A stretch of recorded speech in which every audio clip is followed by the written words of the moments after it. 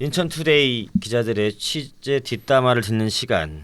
이번에는 저희 인천투데이의 자칭 수소 전문 기자, 환경 전문 기자를 참칭 아닙니다. 자칭 하고 있는 저희 장호영 기자 이 자리에 오셨습니다. 반갑습니다. 반갑습니다. 네, 인천투데이 장호영 기자입니다. 네.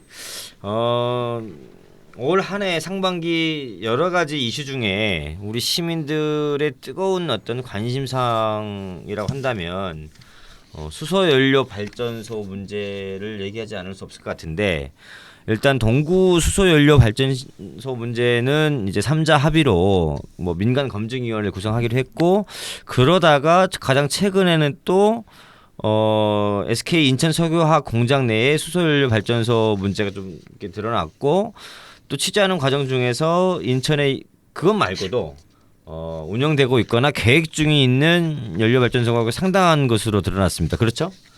네, 맞습니다. 네.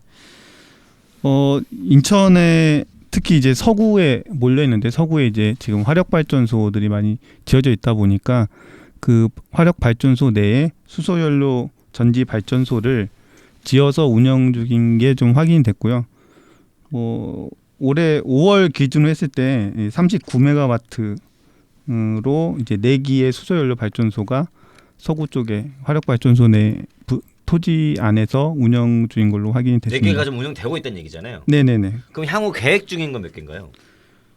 향후 계획 중인 거는 이제 13개가 더 계획 중인데요. 네. 그 규모는 이제 347.6메가와트 규모인데, 네. 이제 아까 말씀하신 동구나 이제 연수구 송도 LNG 기지에 짓겠다고 하는 100메가 이게 다 포함해서 그렇게 되고 있습니다. 문제는 사실 이제 그 안정성 검증, 환경성 검증 이런 것도 문제인데, 현실적으로 규모가 작은 경우에는 지금 환경 영향 평가를 안 받게 돼 있잖아요. 그래서 관련 법안이 지금 그 국회에 발의돼 있는 상태로 알고 있는데, 이 안정성과 환경성을 검증하는 것도 중요하지만, 이 박남춘 시장님이 지난번에 이제 동구 수소연료 발전소 관련해서 민선 6기에 추진한 사업에 대해서 주민 수용성을 보장하는 데 있어 좀 미흡하고 부족한 측면이 없다고 했잖아요. 네네. 이 주민 수용성 문제가, 그러니까 뭐 아무리 안전하고 좋다고 하더라도 주민들의 어떤 수용성 여부가 굉장히 중요한 문제인데, 이 부분은 어떻게 좀 진행되고 있습니까? 우선 동구랑 연수 같은 경우는 이제 다른, 그러니까 뭐 발전소, 그러니까 서구가 좀 특이한데, 서구는 발전소 내 이제 계속 짓겠다는 거고요. 네. 근데 이제 동구랑 연수 같은 경우는 발전소가 아닌 뭐 LNG 기지나 그다음에 이번 주거지랑 좀 가까운 곳에 짓겠다고 해서 이제 그런 부분에 대해서 환경 영향 평가라든지 뭐 주민 수용성 여부 얘기가 나오고 있는데, 사실 그 발전소 내 진 거는 이번에 이제 기사를 쓰기 전까지는 아무도 몰랐다는 거죠. 주민들도 전혀 몰라서. 저희 인천투데이 단독 보도였던 거죠?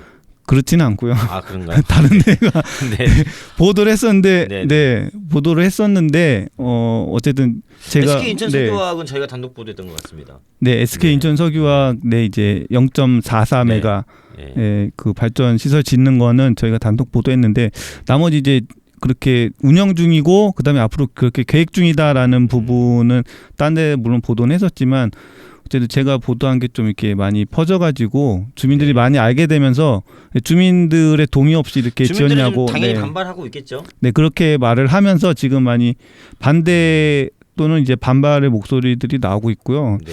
이거를 뭐 서구청에서는 허가를 할 사항이 아니다, 좀 이렇게 주민단체 쪽에는 얘기했는데, 근데 제가 이제 취재한 바로는 발전소 그 운영하는 업체 쪽, 이제 공기업이죠. 그쪽에서 얘기한 거는 거기 같은 경우 이제 건축 허가를 서구청에 받고선 하고 있는 거다, 좀 이렇게 얘기.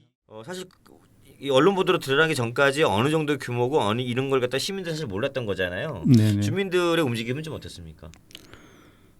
주민들 같은 경우 특히 이제 발전소랑 제일 가깝게 있는 청라국제도시 쪽 이제 주민들은 반발이 되게 크고요. 이거에 대해서 문제 제기를 하려고 좀 대응 준비를 하고 계시는 것 같고, 루원시티 쪽 주민분들도 하고 있습니다. 주민들 반발을 좀 이렇게 조장하고 있는 건 아닙니까? 제가 조장한 적은 없고 저는 기사만 썼고요. 기사만 썼는데 주민들이 반발하시더라고요.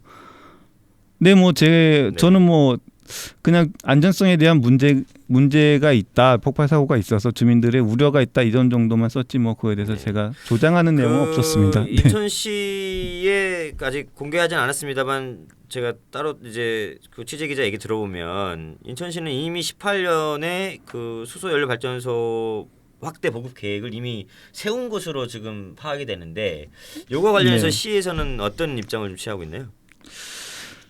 예, 제가 아직 시에 확인은 못 해갖고 기사에 내보낸 건 아니지만 네, 네. 여기 그 제가 받은 자료를 보면 네. 인천시가 이제 신재생 에너지 보급 네. 중장기 종합 계획을 네. 2018년에 용역을 해서 세웠는데 네. 거기에 보면 연료전지 부분이 2022년까지 232메가와트 규모로 네. 설치를 한다 이런 계획을 세우고 있습니다. 이게 2018년에 52.9메가와트이기 때문에 거의 5배 정도는 5배. 예. 규모가 상당하네요. 5년 만에 5배 정도로 커지는 걸로 되어 있습니다. 여튼 이제 동구 수소 연료 발전소도 그렇고 송도 LNG 인수기지 내 발전소도 그렇고 SK 인천 석유화학 내 발전소도 그렇고 사실은 이 안전성, 환경성에 대한 주민 수용성 여부인데 이 부분이 사실은 봉합되지 않으면 사실은 계속 갈등이 이제 확장되는 구조인 것 같아요, 네. 그죠? 네. 네네. 이 부분에 대해서 추가 취재를 계속 해야 될 것 같고 앞으로도 계속 이 부분에 대해서 우리 수소 전문 기자, 우리 장호영 기자를 모셔서 네 얘기를 들어보도록 하겠습니다. 또 하실 말씀 있으신가요? 네. 수소 전문 기자 장우영 기자입니다. 감사합니다. 네, 고맙습니다.